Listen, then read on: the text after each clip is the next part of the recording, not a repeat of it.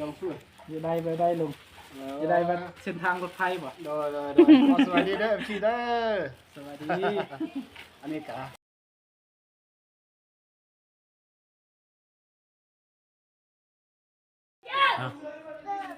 คลิปเปิดภาพมากะงามสวยๆพี่น้องเอ้ย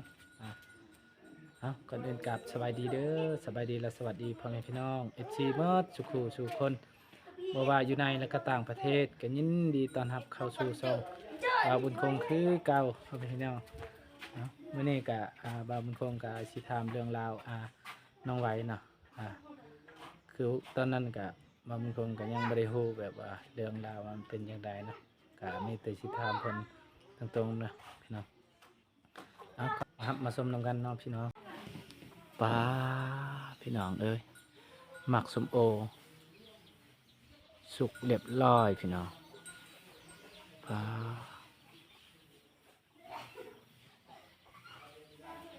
ลาย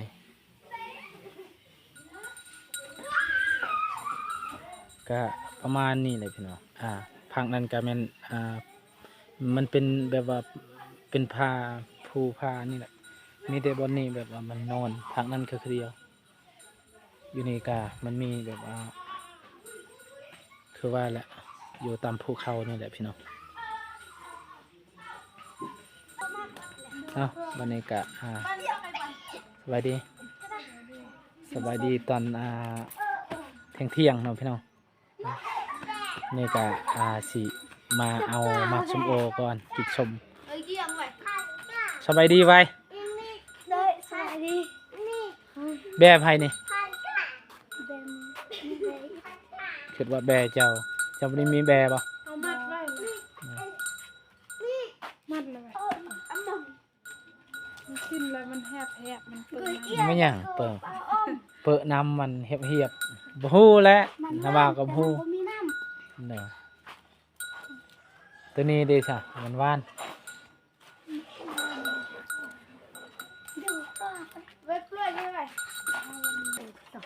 ปลาหมักส้มโอลายแต่พี่น้อง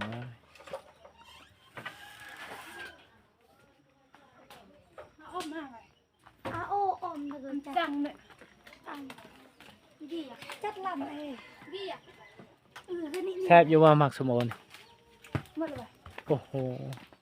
เอาบลายนะแม่นเอาแต่2 อันกับพ่ออุ้ยตุ๊กปองตุ๊กบ้านสักปะปลาครับเบิ้งไปโอ้งามเราเบิ่งมักอะเบิ่งผักกันคักนั่นตัวใดก็ผักย่างก็ผักย่างสิเจริญนะคะอันนี้ฮะมักน้ำเต้าโมเมนต์บ่วันนี้กะสาวน้อยกำลังสิปอกหมากส้มโอนะพี่น้อง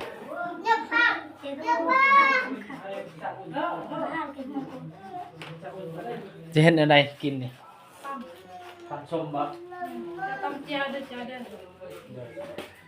สิปอกนี่เอาสิลาดสักปะได้มาอันนั้นแบบที่มันมันอันนั้นแกกินสบายดีส้มเลยนะส้มบ่ส้มเราก็ดีเลยกินส้มให้หวานกินส้มมันก็ได้กินบ้านใช่ไหมกินบ้านเป็นส้มอันเกือบแล้วเห็นว่ามิดหน่อยมันเข้าดีเนาะ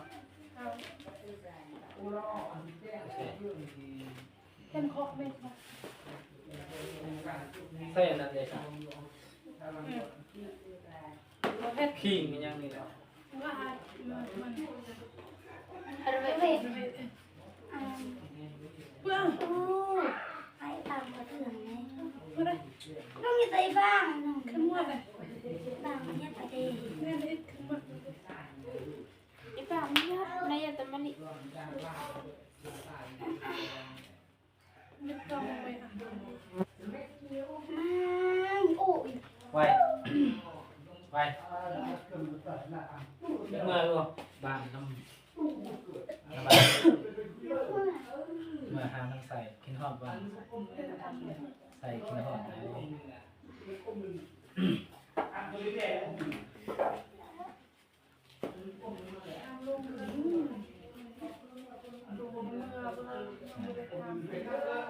ทำเครื่องรุ่มก่อนนั่นแหละใบเมื่อบ่โอ้บุกล้าขี่แล้วรถไฟเพราะว่าใช้จ่ายหลายเพราะ รถไฟบ่ฮอดอันนี้เพื่อนแล้วข้างแล้ว ขี่รถไฟก็ลึกแต่ว่าค่าใช้จ่ายก็เท่าไหร่ล้านหนึงเนาะล้านปลายนิดนึงเนี่ยแต่ว่ามันไว้คันว่าขี่รถ1ล้านห้า คันว่าขี่รถเมล์นี่ก็เฮายังได้นอนตามทางนี่ก็สำคัญใช้จ่ายเอาจะว่าจุดขึ้นเบิ่งเขาบอกว่าสำคัญเอาซื้ออยู่ซื้อกินนี่ก็สำคัญนะรถไฟอันนี้มันไวเนี่ยมันช้าเวลาเราต้องซื้อกินอีกนะนอนบนเครื่องอะเรานอนบรรพักเราก็ต้องเศร้าบรรพัก คันเมื่อบ้านคอยเนี่ยมันซ่า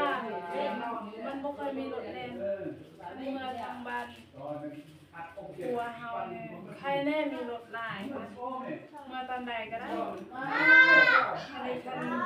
วิทย์รถมาทีแล้วก็ไกลอยู่โรงพยาบาลก็แล้วเลยเดี๋ยวนอนอยู่ตรงนี้รถเข้าในทางบ้านเนี่ย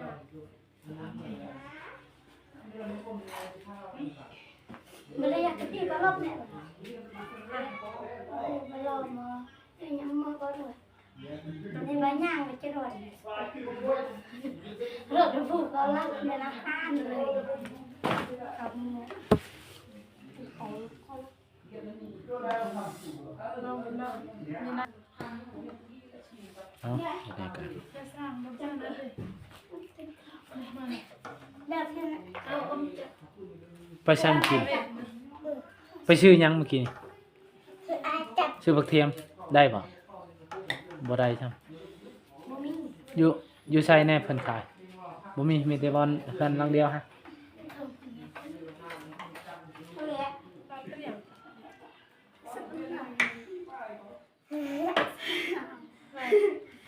อันใบจูดแล้วก็โอ้กับจูด โอ้ เขาก็จะเลย ว่าหยังก่อ อ้ำแบบ ว่าหยังก่อ เอาเล่าเขาทำไปว่าเมื่อบ่อยู่คุณใส่เมื่อทำแต่ลงคนแรก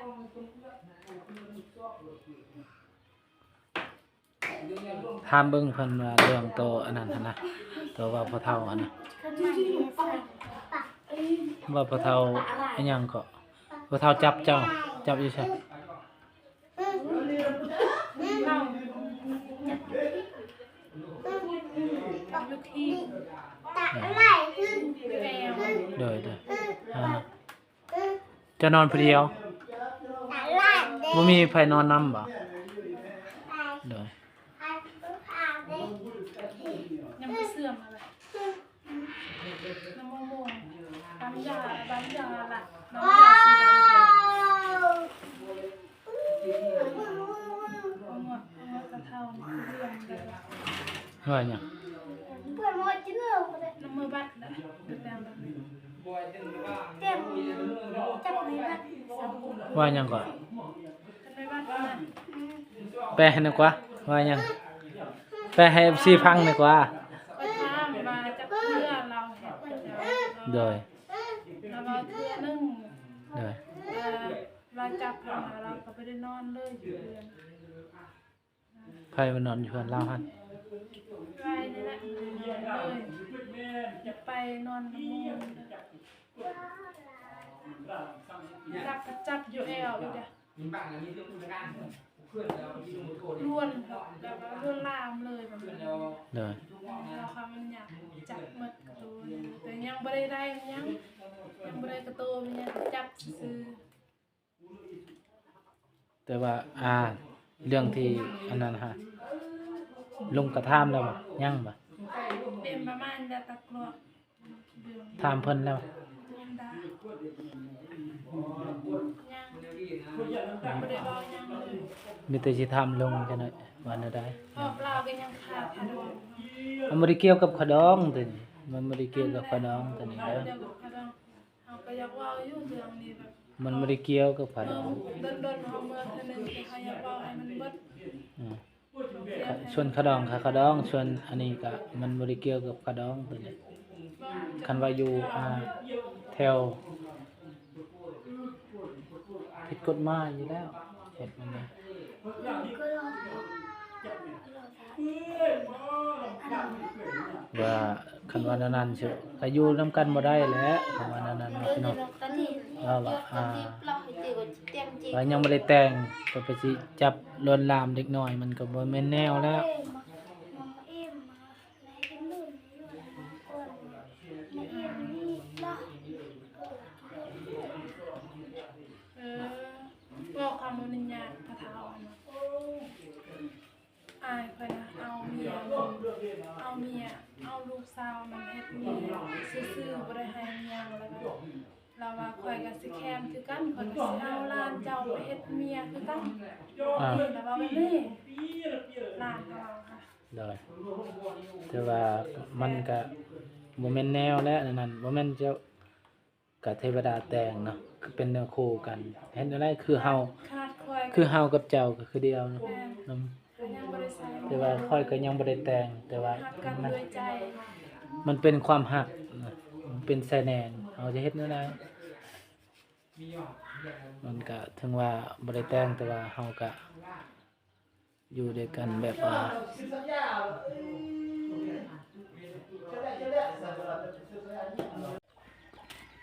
นี่ก็สิตัดผมให้ลง กำลังตัดผมอยู่โดนแล้วบ่ได้เห็นหน้ากันเด้อ แพงคือเก่า อายก็เป็นห่วงอยู่ทางคิดฮอดทาง FC เบิดทุกคนนั่นแหละอันนี้ก็โอ้ยมาเฮือนก็บ่มีเวียกเฮ็ดแน่ปิ้งก็บ่ได้ปานใดแน่ ไกลอยู่เลย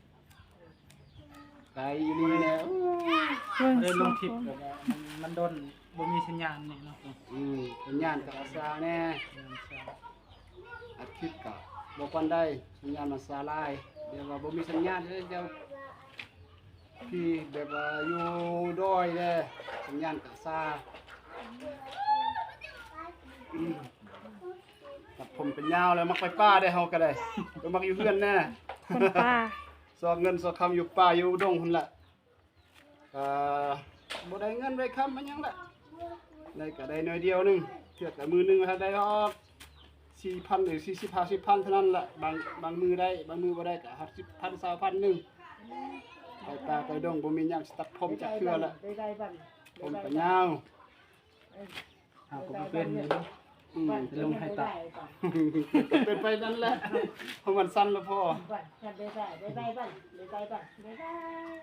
ป่าไปดงโอ้ยบ่มียามตัดผมตัดอันยังละ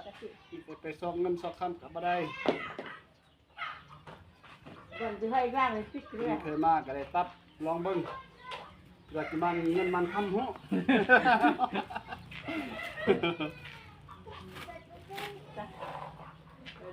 สุขให้มัน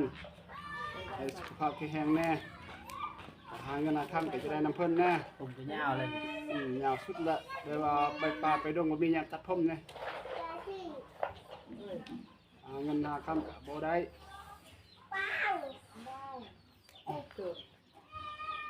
มันไม่จะเลย มา มันเจียงอะไรมันนี่ เจียง ยาวแห้งแล้วผมนี่ อะไร เอาแห้งละคนป่า ปัดสั้นๆมาลุงเนาะ ตัดสั้นๆเอาแล้วมันมียามตัดแล้วเขาก็ไปป่าตลอดนี่ไปป่านอนป่าบางเทื่อก็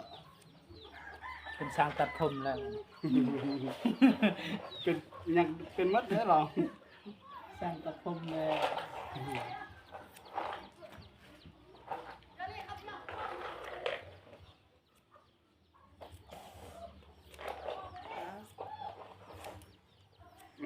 มัดก็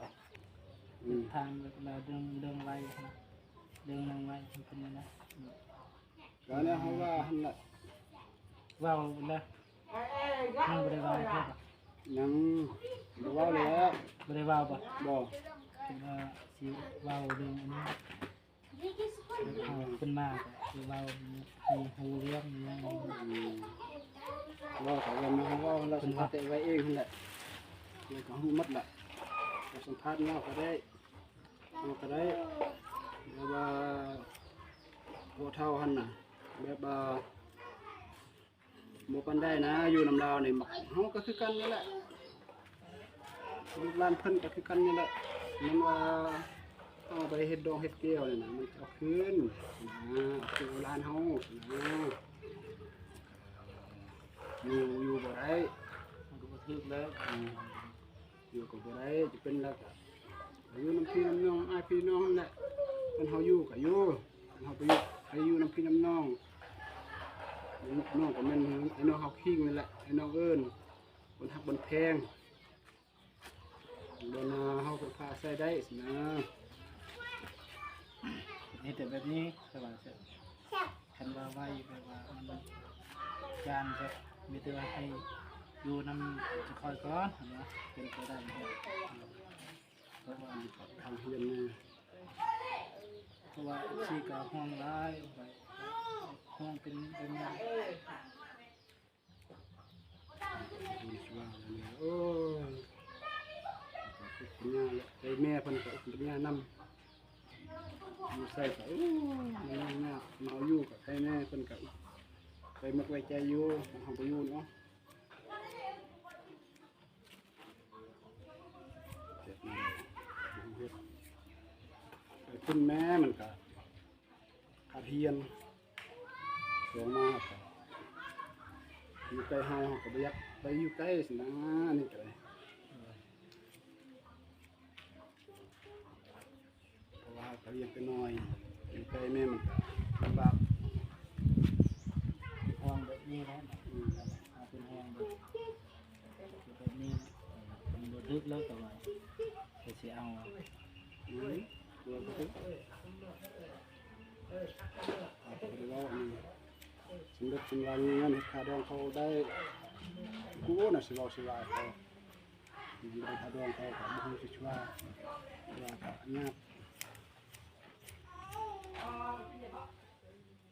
สำหรับกินค่าดองมีเงินมันยากกว่านั้น ทุกเทื่อแล้วเราจับอันนี้ โอ้หลายมันหลายทำเตะบ้านนี่ขาหูหมดน่ะมันก็ว่าหมดในทำเตะบ้านนี่กันบ่ลืมบ่ฮู้เฮาสิเว้าว่าทำเตะบ้านนี่หมดเลย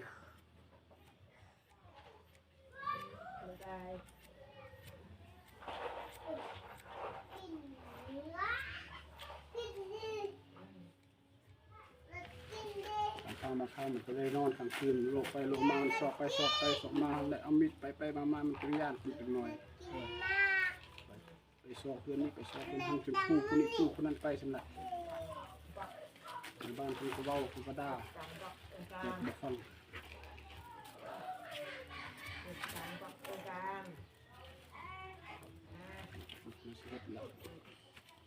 ในบ้านเพิ่นก็บ่ให้นี่ให้อยู่สินะเฮายังไปเฮ็ดดองตัดขาดองนั่น อะไรคันเอา เพิ่นว่าฮอดหลายโอ้กินหลายก็บ่กินแล้วประมาณ10กิโล มันแน่แล้วนะ บ่แม่นคันอื่นเรา เรา บ่ เป็ แม่น นเอาคนฮักกันคนกลางเลยแค่นี้แหละ บ่แม่น คือเฮานี่แหละ บ่แม่นคน ถึงเฮามันยังไม่ได้แต่งแต่ว่า เอ เรา อ แข่งกันแล้ว เฮาคือกันเคยผู้อื่นแนวนั้นมัดผู้อื่นมีแต่มันนี่แหละผู้อื่นแนวนั้นมัดเอาเท่าแก่เด้ผู้ป้าใส่ไผบ่มีแล้ว เราเท่าเลยเพิ่งพาเคย อันนี้มันบ่อันนั้นหากินว่าบ่กินแค่ว่าบ่เฮ็ด ถึงว่าเจ้าสิได้อย่าได้เงิน60ชาวล้านเจ้าจิบไข่ได้ไข่สิเบิ่ง ว่าได้กินข้าวดองไปพุ่นที่วัดมือวัดเก่าพุ่นที่ เพิ่นว่า ไปพุ่นผู้สิเบิ่งแล้วผู้เบิ่งบ่มีลูกเวลานี่พุ่นลูกมีผู้เดียวหั่นผู้ใดสิเบิ่งผู้เบิ่งก็มันตั้งเฮ็ดนะมันตั้งเฮ็ดนะ แต่แค่ต้องเล่านะมันอื่น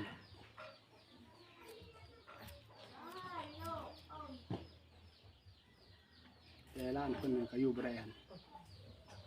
อยู่ได้น้ำเฮาซื้อคันว่าบ่มีเฮาก็บ่อยู่เบียนกับเคยครับอยู่ไรอยู่บ่ได้อยู่มีคันเฮาอยู่เขาก็อยู่ได้คันเฮาบ่อยู่เขาก็บ่อยู่มันก็ มันเยอะ แม่เขาก็อยู่บ่ได้นะอยู่ในเฮาซื่อๆคันเฮาบ่อยู่เขาก็บ่อยู่แม่เขาก็กันเป็นใส่ของคนบ่ฮู้เลยนั่นก็เลย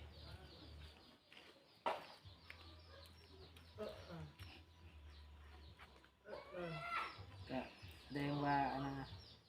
เจ้าสิเบิ่งไว้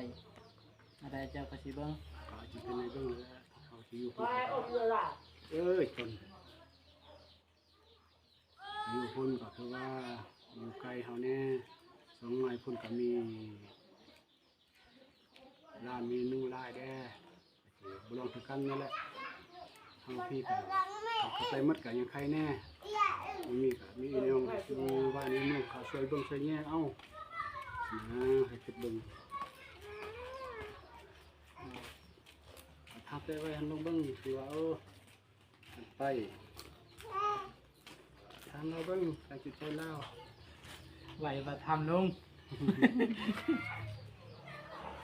เราคือว่าสิบ่อยากไป ไปก็แล้วแต่นี่เขาคัดบ่ได้จะว่าเรียกว่ามันปลอดภัยแล้วก็นะอย่ามันปลอดภัยนะ ปลอดภัยหันของเขาไปอยู่เพราะว่าตอนนี้ก็หันเขาอยู่สักพักใครแน่เขาอยู่กับอยู่เพื่อนนอนแล้วก็เขาไปเฮ็ดวิเหตุงานอยู่ไปอยู่ไกลสิไปจังเขาอยู่ไกลอยู่เมืองบ่อยู่ไสขนาดมันยากเลยนึงนั่นน่ะเขาไปอยู่เฮ็ดเวียกอยู่มอเตอร์นี่3-4 มื้อเฮาเมื่อก็ไอ้แน่เราไปไกลเป็นเทื่อเป็นเดือน2 เดือนไอ้ว่าบ่ได้แล้ว ก็ นะ คือจะว่าอะไรหรือว่าเฮาเรียนเป็นนอนก็นอนเนาะไหวไปอยู่คนก็คือฮอดนะแต่ว่าอยู่นำเฮาไป อยู่ใส่ก็ได้คือกันแต่เป็นเรื่องคือกันให้ได้คุณก็ได้คือกันนี่คุณก็ได้คือกันนี่พี่ก็ได้คือกันมันเคยสิมันสิไปสิไปก็ว่าค่าเฮียนว่าเฮียนอยู่พุ่นก็ได้ต้องมีใบง่ายได้ลงไหม เรามีไว้ง่ายๆแล้ว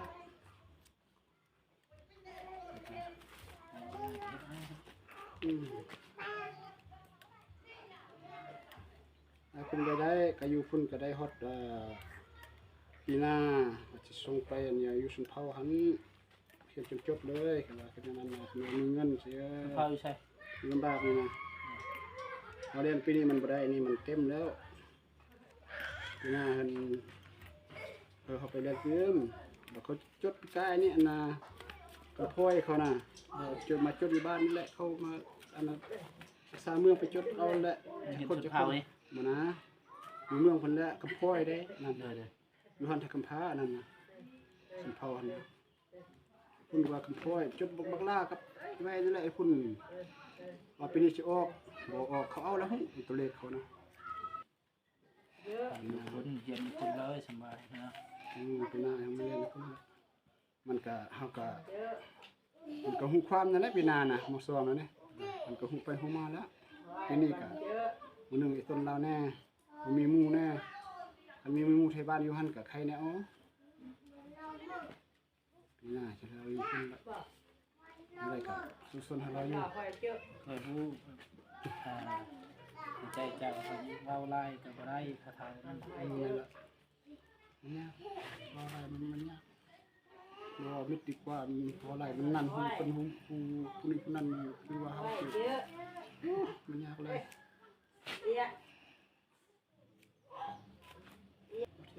มันไงซื้อเอาดิครับ ให้ใคร อยู่หันมีเหรอ นี่เที่ยตะการไม่ขึ้นนู่นเลย มีบ่ล่ะ มา สนุกอ่ะนะ มีแท้กระสู้ชีวิตแห้งพี่น้องเอ้ย บ่มีบนสิขาย มีบางค่ายแดนี่ เอาสิลองเบิ่งมันนี่สิเข้าหรือบ่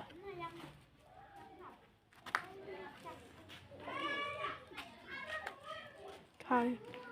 เข้าเพิ่นได้แล้วมีแท้พุ่น บ่ได้ดอกเบิ่งเอานี่กะสบายดีป้าลุงลูก สบายดีล่ะ สบายดีเด้อ บ๊ายบายล่ะ บายเลย บ๊ายบายคิดฮอดคอยบ่เอ้ยใส่เอ้ยไหนบ่มานาเคยมานะ บ้านเพิ่นก็หาแต่เฮ็ดใหม่ครับประมาณเบิ่งนี่6นี่แหละ6 เมตร6 คูณ 7นี่แหละพี่น้อง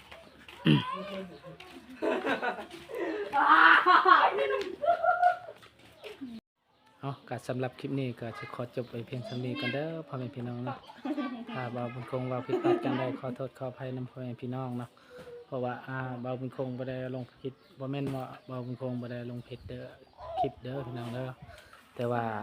สัญญาณซ่าเนาะพี่น้องลงตั้งแต่เช้านี่ก็จนฮอดประมาณอยู่12หรือว่า1 โมงจึงแล้วนะคลิปหนึ่งเพื่อสิได้ก็พอแห้งพี่น้องเอ้ยแบบว่าทางบ้านเพิ่นก็อยู่ตามภูตามดงนี่แหละแต่ก็มันสัญญาณมันจึงซาแน่นิดนึงเอาสำหรับคลิปนี้ก็ขอจบไปเพียงเท่านี้ก่อนเด้อกับคำว่าสบายดีนะ บ๊ายบาย